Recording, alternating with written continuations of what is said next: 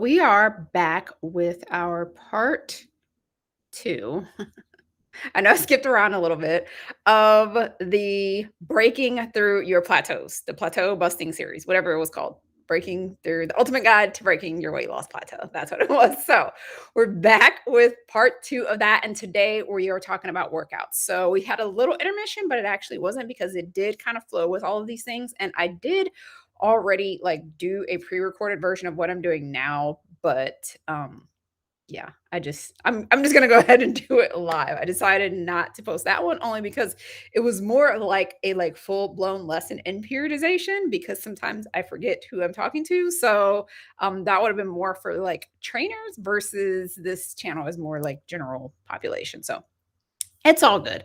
Regardless, we're here, we're back, and we're talking about how to break through your weight loss plateaus. So I'm gonna give you guys a little bit more insight into how to go about doing this. So we talked about like breaking through your weight loss plateau in 2023. If you're watching this beyond 2023, we're just talking about how to break your weight loss plateaus, period. Because of the fact that, like we talked about in the very, very first one, when it comes to plateaus, it is not a matter of if, but when. And I know that it looks like my camera is like some kind of crazy crooked here. I don't know. We got some shenanigans going on here, but it's fine. We'll all survive.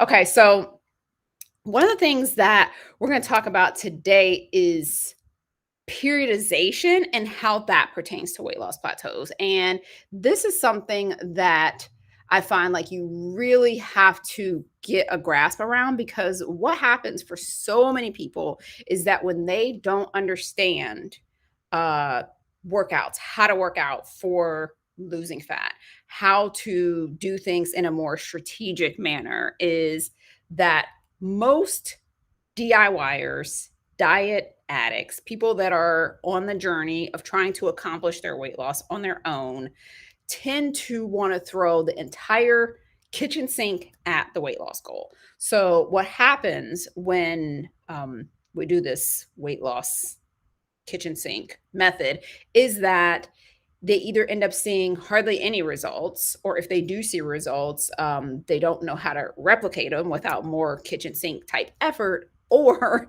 if they see results, like it's fleeting results, like they don't know how to like really get a grasp on them. So it's really important to understand how to gain control over this part because like I said, if you come into this and you understand that it's not a matter of if but when, then you're going to be a lot more strategic in how you go about approaching this journey, and you're not going to do the kitchen sink thing. You're not going to throw everything at the problem because then you have no cards left. I'm not going to say what kind of cards because I usually say it and I don't want my channel to be flagged for saying anything that could be looked at as political. So you don't have any wild cards left. How about that? You don't have that like extra trick up your sleeve to say when you are actually trying to accomplish your goals. So it's much better to have a strategy so that you know, okay, I'm going to do this step and then I'm going to do this step and then I'm going to do this step. And then you just do those things in the proper order versus doing a bunch of extra steps that you don't need to do. So when it comes to periodization, one of the things that I want you guys to think about as we're kind of having this discussion today is that periodization is something that athletes have used forever. So think of that like Olympic level athlete and what they've been able to accomplish and how long it takes them to accomplish it. So an Olympic level athlete can take anywhere from 2 to 4 years to accomplish one specific goal. Yet the diet industry is always trying to convince the basic dieter, DIYer, that they can accomplish all the things in like 30 days, 60 days, 90 days, whatever. This like crooked camera is driving me insane. I know it's probably going to drive you perfectionists insane as well, but like I said, I guess we're all going to have to survive on this one. Does that work? Does that work? No, it's still crooked. Oh well, you guys will live. So when it comes to breaking through your plateau, first know it's not a matter of if, but when. You know it's coming, so now you know to plan for it and to be strategic. That's what we talked about in the original part for first part to this. Now we need to understand that, okay, there is this thing called periodization. And so all of the things that I'm going to talk about today are going to be based in this central thing of understanding that periodization is a thing and that you need to do it. So I talked a little bit about that in last week's chat about body weight workouts and whether or not they work. And that's the fact that, like, the reason why they could continue to work is if you still had that level of periodization to them. So everything is still going to be rooted deeply in the periodization element, because this really is the secret weapon to making your workouts work. So when it comes to like having efficient workouts, when it comes to optimizing your time in the gym, when it comes to preventing weight loss plateaus or breaking a plateau if you happen to have one, when it comes to reaching your goals, you have to have that periodization into place. Like I said, this is something that's been used for decades and decades, years and years, with all types of athletes. And the thing is that you tend to have like the base level of like recreational exercisers that want to accomplish something. What we tend to see most of the time is that these people want like Olympic style results, but they don't want to put forth that kind of effort. So not necessarily that they think they want to like have like an Olympic gold medal, but the thing is that we look at all these, whether they're like movie stars or people in magazines or, fitness, Fitspo, whatever the thing is, like we're looking at all these people and envying the way that they look, not wanting to put in the amount of effort that it took them to look that way, other than maybe, the 20-year-old like Insta influencer who literally woke up like that. But when we're looking at that, the type of physique that is typically looked at as like cut or ripped or toned or whatever the case may be, like a lot of times that is that like bodybuilder style physique. Even if they don't look like a bodybuilder, they are still using like elements from the bodybuilding world. They're still using elements that were created from that industry. So the superhero type look where a person is muscular, lean, toned, the woman that's on the cover of like fitness magazines or bikini magazines and things like that. Like most of these people, like they get their start in the bodybuilding world. So there is a certain look that you have to grace the stage of bodybuilding stages. And then what happens is that once you're at whatever your peak is for that stage, that's usually when you do all of your photo shoots and everything for the year. And that's when they can flood your Instagram feed, they can flood your newsstands in the supermarket and all those things. And all of those happen typically after like they just went through all of their photo shoots from winning some type of competition. So when it comes to periodization, it's used for all different elements. It's used for physique goals. It's used for sports goals. It's used for like any type of athlete. So whether we're talking about a basketball player, a power lifter, a swimmer, whatever, catapulter, whatever they're called. So like when you have all of these different people, the point is that their coach, the person who has gotten them to that peak performance, that has gotten them to that peak physique, knows that periodization is the element that will get them there. That means that you understand that, okay, here is their date that they need to peak, and you reverse engineer from that date. So whether it is peaking on the stage, peaking for a photo shoot, peaking for a movie shoot, peaking for a, like I say, a strongman competition, peaking for the Olympia, like the Olympics, whatever the case is, when people are trying to hit a specific goal by a specific amount of time, there is a level of periodization involved, and they hire a coach to create that periodization for them. The athlete in and of themselves usually does not create their own periodization. So that's something that I like to get out of the way first and foremost, because we always want to address the elephant in the room when it comes to mindset. And so the mindset difference between a pro and an amateur, the mindset difference between the people who have the physiques and the people who want the physiques, are typically that the people who have the physiques, especially that are keeping them long term and are motivating you to go after the physique that you want, typically had help getting there. They don't waste a lot of their time trying to understand how the sausage is made, so to speak. So they're not spending tons and tons of hours and hours on the internet researching how to periodize workout plans, or trying to like try something here, try something there, try something there. So that's one of the biggest things that I would say is when you're stepping into this realm of actually looking to get results, I would first and foremost try to decipher where am I looking at this from the perspective of an amateur versus a pro, or not even sometimes an amateur, sometimes, a novice or just a hopeful. So a hopeful is just kind of sitting on the sidelines, critiquing everybody else, but not in the game. A novice is getting started, but at the same time, like they are still doing things that like they feel are okay. Like they're not actually like getting in the game and doing the things to learn from their mistakes. So if you're not willing to get in the game and learn from your mistakes, then most of this information will never help you. You can get all of the information in the world, but you're never actually getting out there on the field of play. If you are somebody who actually wants the results, like it's okay to get started on your own in the beginning, but at some point you should bring in some level of accountability and or like hire someone in some way. It doesn't always have to mean like hiring someone specifically, but it could be like purchasing the workout plan or getting the sessions that come with your like gym if they have a trainer or whatever, buying the book, buying the workout plan, versus trying to piecemeal every single part of it together yourself, trying to constantly do all of the research to figure out how to do it on your own. Because you're going to be like, I know there's a lot of pride in being self made, but one of the things that we have to recognize is that even when you are DIYing something, even when you are putting something together on your own, and I know I harp on this in most things, but being someone who trains trainers, this is something that I see across the board is that like there's all these people that are willing to help and everybody out there trying to like do it on their own when that doesn't make much sense. When there are people willing to help, I do understand that not all the time like people can't always find someone to do it or maybe they can't afford it, but understand what you're sacrificing. You are sacrificing time for money.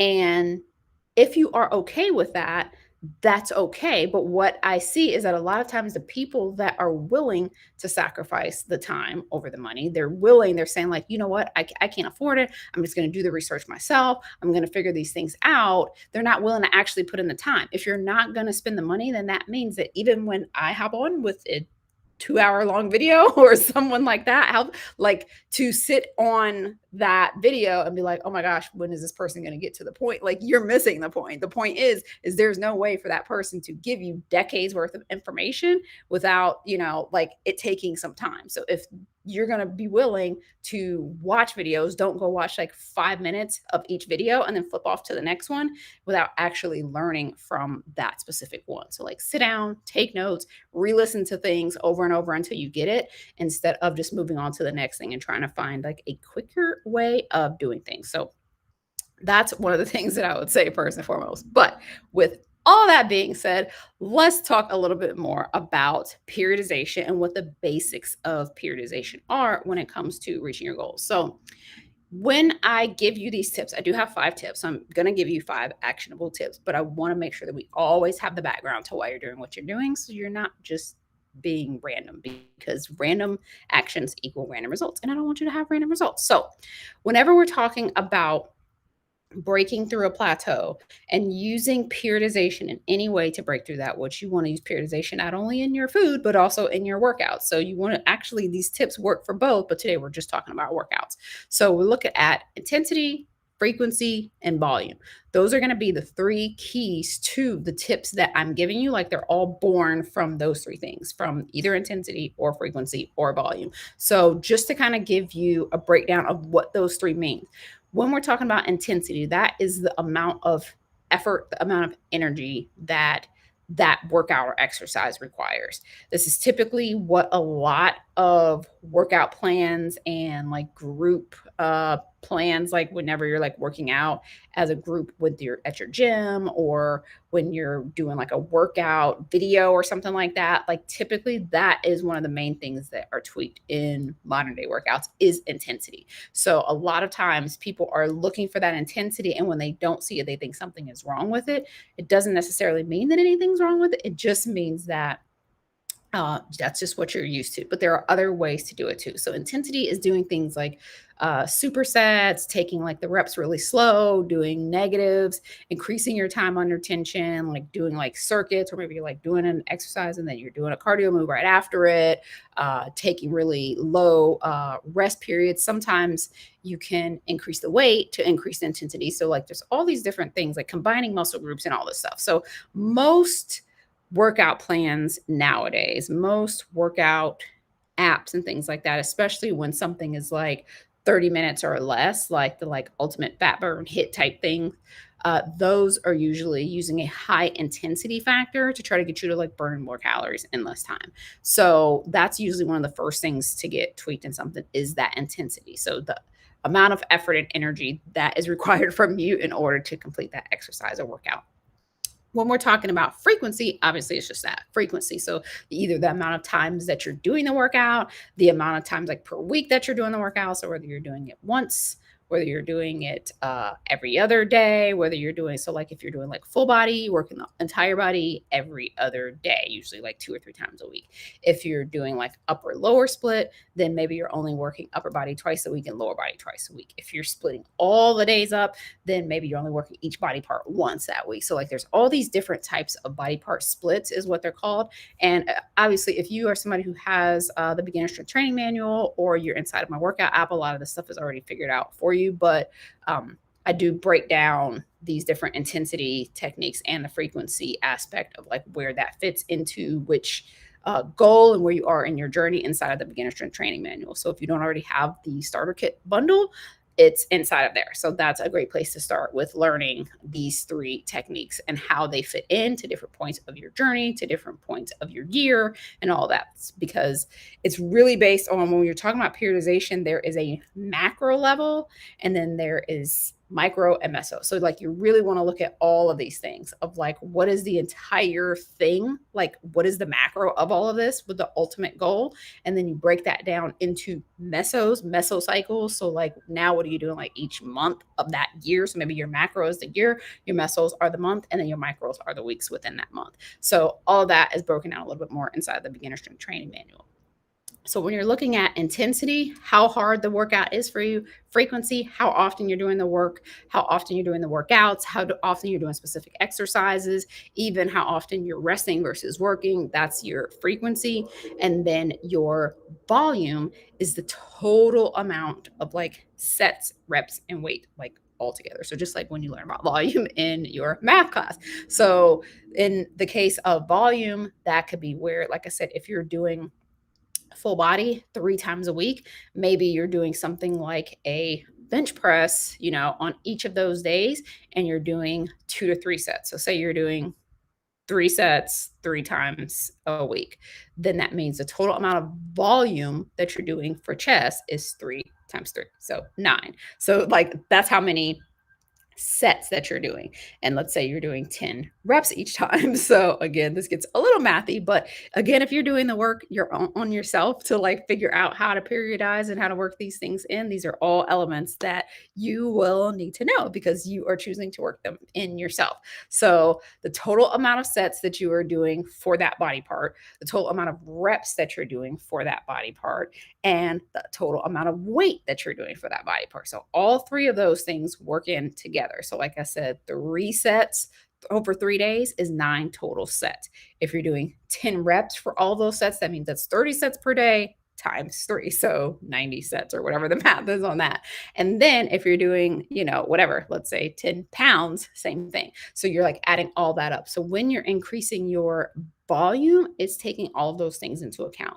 So that means if you're doing, let's say like your chest work, so that's the reason why you may only have 1 chest exercise inside of a full body plan because of the fact that you're doing it every single day and you have those total of 9 sets for that body part. If you were to switch that to only 2 days or 1 day, you would still want to make sure that you're doing 9 or more sets for that body part for the same amount of reps. So whether you're stretching it out or condensing it into one, it's still making sure that you're doing the same or slightly increasing the amount.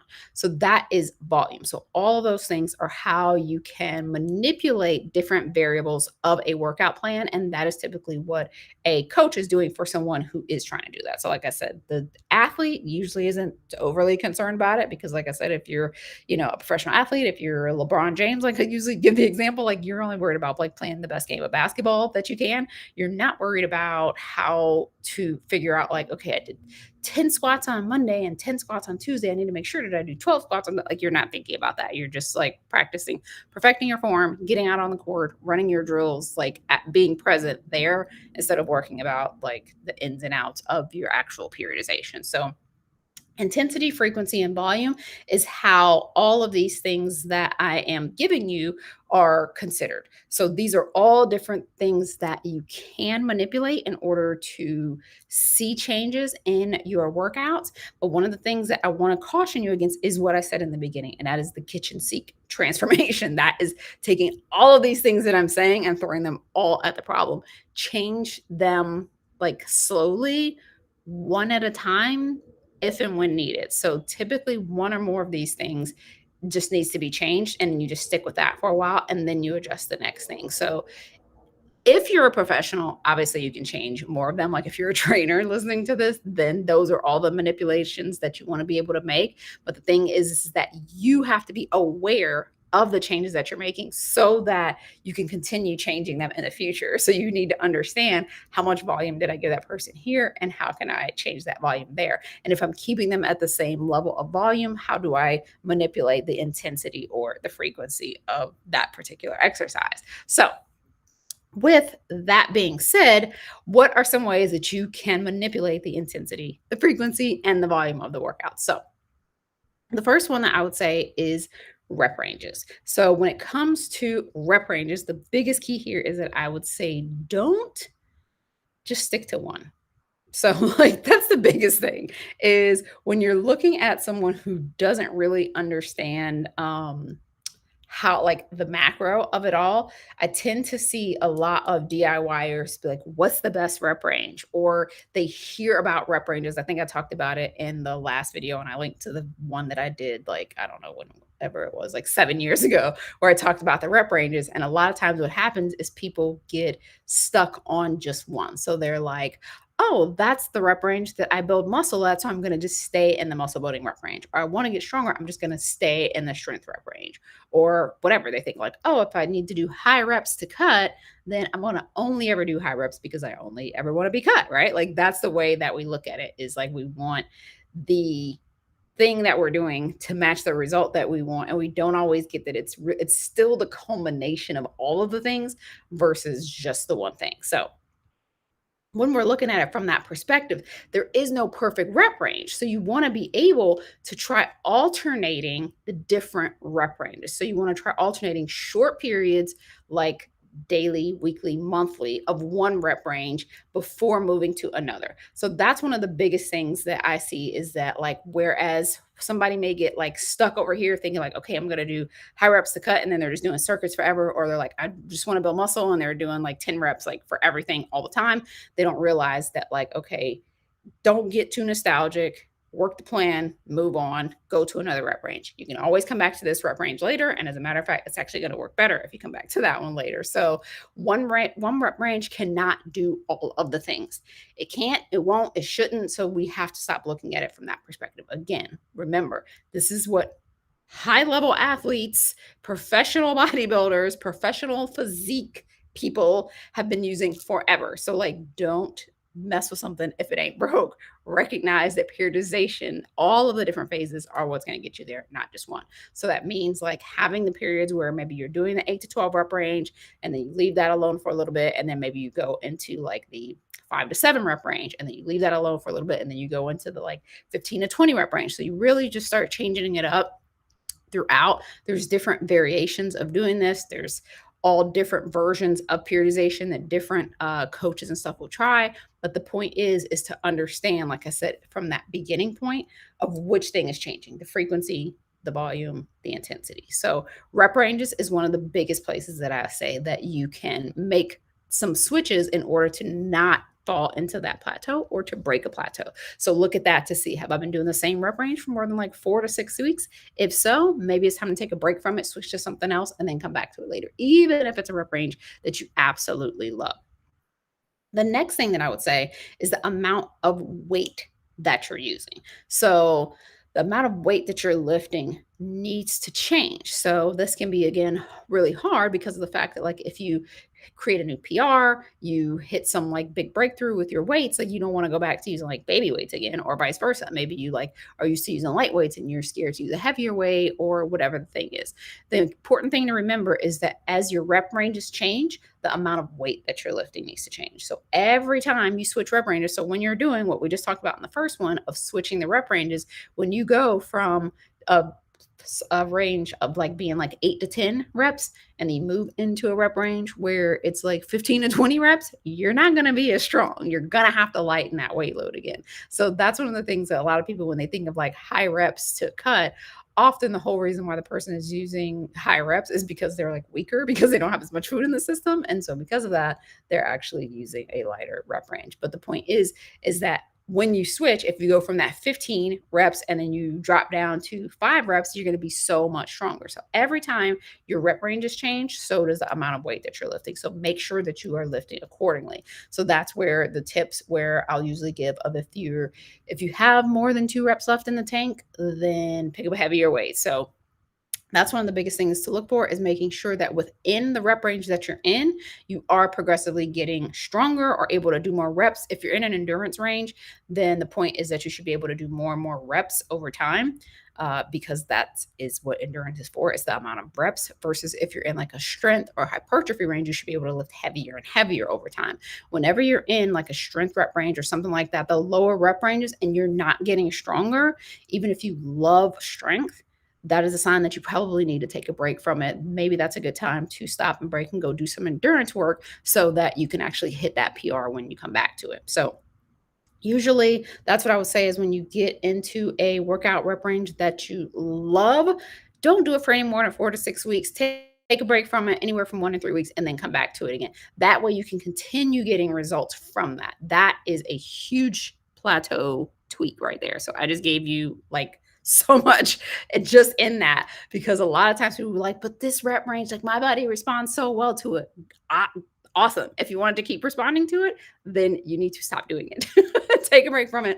Few weeks, like I say, 3 weeks, 4 weeks, something like that, and then try coming back to it again and see if your body will respond to it the same way again. If you just keep doing it because you're like, my body loves this, eventually your body's not going to love it. It's just going to get used to it. It's going to adapt.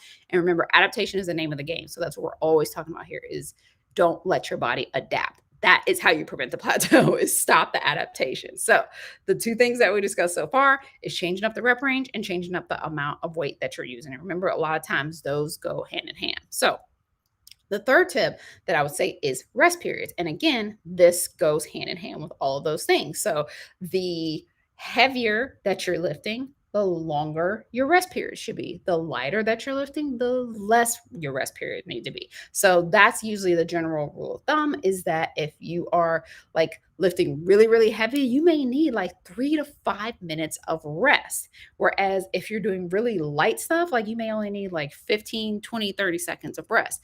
So a lot of times I will see this happen, like especially when people aren't really familiar with different rep ranges, maybe they're only familiar with one or the other. The person that is used to living really heavy, like they're upset when they're in rep ranges where the rest periods are shorter because they can't lift as heavy, or they're like, what's wrong? I'm losing strength. It's not that you're losing strength. It's just that you're like, there is an actual like cycle for your creatine phosphate, like what you actually have, your ATP, to replenish itself, and it can take about 3 minutes. Now, without that being like sciencey, the point is like that's your energy cycle. So to have like full peak energy, you need typically about 3 minutes or more of rest for to get back to peak energy. So Whenever you're in a phase that is giving you less than that, then that means that your energy shouldn't necessarily be expected to be the exact same. Now, that can differ a little bit in women because sometimes women do recover a little bit faster than men. But whenever you're in those like 30-second rest period type workouts, like you probably have no idea of how much potential you have to lift, like how heavy you can actually lift. So keep that in mind is that again, these three that we just discussed, they all go hand in hand. So if you're changing up your reps, then you're also changing up your weight and you're also changing up your rest period. Less reps means heavier weight, means the longer rest periods. So usually that's the way that goes. And then it also goes in the opposite direction. So lighter weights means that you can do more reps, means that you can take less breaks. So your break should be shorter the lighter your weight is and longer the heavier your weight is. So hopefully you can start seeing how those things connect, but also how they're on two total opposite ends of the spectrum. Strength and endurance are two totally different things. And then hypertrophy, muscle building is kind of in the middle there. So slightly higher reps, slightly higher weight than endurance, slightly lower weight than strength, and slightly like the rest periods are going to be more in the middle. So that's the other thing to think about. So again, this is where you don't want to get so caught up in how one type of thing works. So if you're used to doing, stuff that has like super quick circuity style rest periods, don't think that the stuff that has longer rest periods isn't working, because that's the whole point of all this, is that a lot of people don't realize is that rest is when the actual magic happens. So a lot of people are afraid to take rest because they think that working is what changes you. The rest is what changes you. Your muscles get bigger and stronger and more defined when you're resting, not when you're working. So if you never, ever take the rest, then you're probably never, ever going to build the amount of muscles that you need. So that's the reason why, if you're only ever doing circuit style workouts and you're working out very frequently with lots of intensity and you're never taking rest, team no days off, you're probably not building muscle. If you want to actually build muscle, which muscle equals metabolism, then you need to make sure that you're actually combining those things and having, sure, the phases where like you get your heart pumping and you like get huffy and puffy if that's something that you love doing, but then also have those phases where you are lifting heavy, taking the long rest periods, and then also taking days in between working that muscle again, because those days off is when the magic's going to happen. Okay, so now, with those three being said, now we're also looking at exercise type. That is the fourth tip that I would say when it comes to breaking your plateaus with workouts, is varying the exercise type. So when you're looking at your exercise, usually there's a hierarchy that trainers tend to use. So you start off with like compound movements and then you go into like isolation movements. So usually if you're looking at like which comes first, the compound movements are going to work more body parts all at once. So that's like your squats, deadlifts, overhead presses, and then your isolation moves are going to be like curls and like tricep kickbacks and stuff like that. Like things that are only like working one muscle in isolation. Your compound moves are going to be a little bit more like the huffy puffy moves. Those are the ones that are going to like really exert your energy all over. So that's going to typically have more intensity when we're looking at frequency, volume, and intensity. Your intensity is going to be higher usually with a compound movement than with an isolation movement. A squat is going to give you more effort and intensity than using something like a leg curl or a leg extension machine at the gym. So even though they're working the same muscles, it's just one's in isolation, one's in compound. So that's one of the ways to change things up too. So maybe if you're at the gym and you're using lots of, isolation moves, you're just kind of like doing the little circuits on the gym, try to switch it over and do more compound moves. If you're already doing a lot of compound moves, then maybe adding in an isolation move or two will help you to actually have more volume to that body part. So there's different ways that you want to be able to maneuver those. Again, everything has a purpose. So this isn't to be extreme. This isn't about like finding the one size fit all exercise type or anything, because it doesn't exist. The point is to have the variety, because whenever you're doing the same thing over and over and over, your body's going to adapt. That equals plateau, period. So that's the reason why you want to know what are the little tweaks that you can use to be able to figure out how to do it. So you're not looking for the holy grail. You're just looking for, what am I not doing now so that I can tweak that? And then one day my body's going to adapt to this and then I'm going to tweak it to the next thing. So don't get to the point where like when you make the tweak, you're like, now I'm using the best thing. I'm doing the best way and I will never have to change again because you will. Your body's going to adapt and you're going to need to change again. So you're just trying to have like that general rule of thumb that like beginners typically are going to start off with more of the compound movements because that's where you're going to get the bigger bang for the buck. And then as you progress, you can start adding in more of those isolation moves because as you get more advanced and your body starts adapting to doing these same moves, now you can bring in these isolation moves to really put the icing on the cake. But when you're just starting out, you don't necessarily want to just start out with isolation moves because of the fact that like you're going to get, it's going to take you more time to do less work. Compound moves, you do more work in less time. So just one of the things that we're looking at there. But again, neither one of them is the holy grail. If you've been lifting for 5 years and you're still like, no, compound moves only, like maybe you should try an isolation move or two. It's not going to hurt you. Doesn't mean that it's going to like kill or destroy your compound moves. So now, with that being said, those are my top tips, my top 4 when it comes to, and I'm not even going to say top, just 4 that you can try to maneuver when it comes to your periodization for your frequency, volume, and intensity. And the other one that I will say, only because someone's going to ask inevitably, is cardio. So I will put cardio on there. That is a way to manipulate things when it comes to figuring out how to break your plateau. The only problem is that so many people resort to cardio first instead of trying some of the other things, instead of figuring out the other ways. And because, like I said, we're always looking at the fact that adaptation is the name of the game, cardio is one of the easier things for your body to adapt to because it's a little bit harder to change the same elements that you can change with weights. So like we say, like you can change the intensity of a weighted move by picking up a heavier weight. When it comes to cardio, there's only so many things that you can do. I'm not saying there aren't things you can do because there are things. You can definitely get creative and most group instructors definitely do. So you can absolutely be creative when it comes to your cardio, but you want to look at those same factors that we're talking about is the frequency, the intensity, and the duration. So intensity is again typically where I would start first because of the fact that if you can increase the intensity, then maybe you don't have to increase the frequency or the volume, not the duration, the volume of it. So if you're increasing that intensity, usually you can stay within the same time frame. That's where your like HIIT and Tabata style workouts tend to come into play, is because you're still using that same like 30-minute cycle, but you're doing more work during, or you're doing, you're increasing it by using more intensity versus what a lot of people end up doing is, like I said, if you're doing kind of the same intensity, like a very like moderate intensity of cardio, then usually the solution to someone in that situation when they're trying to break through their plateau is to just do more of it. So longer amounts of time, more frequent, which is going to change up the volume. So that is something that you can do. You can do it more frequently if you want. You can also do it for longer amounts of time if you want.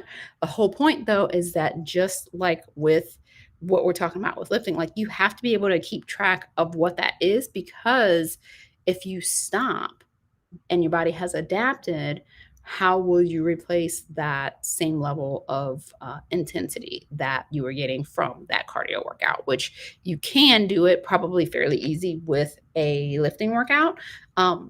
But it's not always going to be easy if you're doing like these long, intense bouts of it. So just something to consider. That doesn't mean don't do cardio. If you love it, do it. Absolutely. Just make sure that either you're just doing it like for fun and you're not counting it as part of your whole like fat loss routine, or if you are doing it for fat loss, then you're keeping track of those 3 things: your frequency, your intensity, and your volume, so that if and when it stops working, you know what to change. So you're either going to need to change how long cardio sessions that you're doing. You're going to have to push a little bit harder. So that means like if you're doing a HIIT workout, like that means that during that interval, you need to make sure that you're actually pushing yourself. If it is a, 20-30 minute hit, like you should probably be spent by like 20 to 25 minutes in. If you're not, if you get to the end of a hit session and you still have more energy left in you, you did not go intense enough during those intervals. So I would just back it up and do that instead of adding more time to it. Like, see, can you push yourself? Like, if it's on a scale of 1 to 10 during your intense like interval sessions, then make sure, because it is high intensity interval training, make sure you bring the intensity. You're taking that interval to like a 9 to 10 so that you are completely spent by like 15, 20 minutes in. And that is something that you can continually shift during those phases. The other types of cardio definitely still have their place.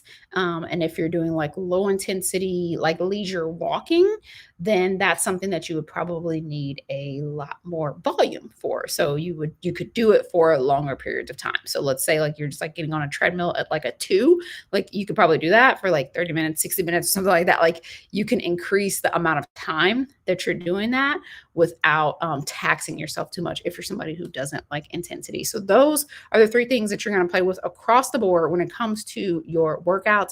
And like I said, I know that some of those things are kind of like, what? I don't understand. How do I do that? What do I do? Like, if those things confuse you and they're not something that like you want to give your time or effort to, then I would suggest like finding someone, either hiring a trainer or purchasing like a workout plan or something like that. So like even like in my workout app, that's why I planned it out for a year for them, because like it can start getting a little overkill, like trying to figure out, okay, like how does this change based on what I was doing 4 months ago? Like, because you want to keep progressing. So that is what the periodization is. Like I said, it's taking a look at that main thing, like what is the macro, and then breaking down the meso, and then breaking that down into the micros, which are what we're talking about today. Is we're kind of just talking about the micros, but make sure that whatever the micros are that you're doing, whatever you're doing day to day, week to week, they're part of a bigger plan. They're part of like an actual phase. So make sure the workout that you're doing today ties in to the goal of what the workouts are supposed to accomplish for this week, and that what you're doing this week ties into the goal of what you're supposed to be accomplishing this month, and that what you're doing this month ties into your goal for this year. And I know that seems like it's a lot, and it's just like, oh, I just want to take it day by day, but that's one of the ways that most women especially end up screwing up their journey, because they want to just take everything day by day, and they're like, I just want to do what feels good. And for most of us, that's kind of how we got to the place that we are, is from doing what feels good. So, there is going to be like some level of like awareness that needs to be involved when you're trying to accomplish a goal. If you could accomplish a goal naturally by just doing whatever you want, then it wouldn't be a goal. That would just be an inevitable thing that was going to happen in your life. Typically, a goal is going to stretch you a little bit more. It's going to require something from you that you're not doing. So figure out what that is for you and do it. And like I said, if you need any help with that, then obviously you can grab our starter kit bundle, which has the beginner's training manual, which breaks a lot of this stuff down into more detail. So that'll help you if you're looking to like hire a trainer and figure out like you want to make sure that your trainer knows their stuff. Or if you are already like somebody that's working out and you're going to the gym regularly, you have a home gym and you're already like doing all the things, but you're like, I don't know if I'm actually periodizing it properly and changing up the frequency and intensity and volume and all those things, then I encourage you to check out the Eat More to Weigh Less training app, because of the fact that I've already done all those things for you. It's already planned out for the entire year. You just log in and work out. So now you have options for all the things, whether you are DIYing it, partial DIYing it, or just full blown like, yeah, I'm just going to delegate this to somebody else, which even then you're still DIYing it, because I can't do your push-ups for you. So you have to be able to still log in and do the work on your own. So if you guys have any questions about what we're talking about right now, as far as workouts and using workouts in order to break your plateaus, definitely leave me a comment below, or write in. If this is being posted on the podcast later, then make sure that you just drop me a message and ask there. But either way, we're going to dive into the nutrition side of this next time, and we're going to talk about how they're very similar. And essentially what we talked about today is what you need to be doing with your food, and that's periodizing it. Nutrition can be periodized as well. So thank you everybody for joining. Those of you guys who joined live, and for those of you guys who are watching the replay, thank you for making it this far in the replay and go ahead and give me a thumbs up if you enjoyed this content or if you actually want to hear more about this. So, like, I know this series has more depth than some people may prefer, but it wouldn't be called the ultimate guide to breaking through if we didn't give it more depth than the usual, whatever, 10, 20-minute video. So, thank you, everybody.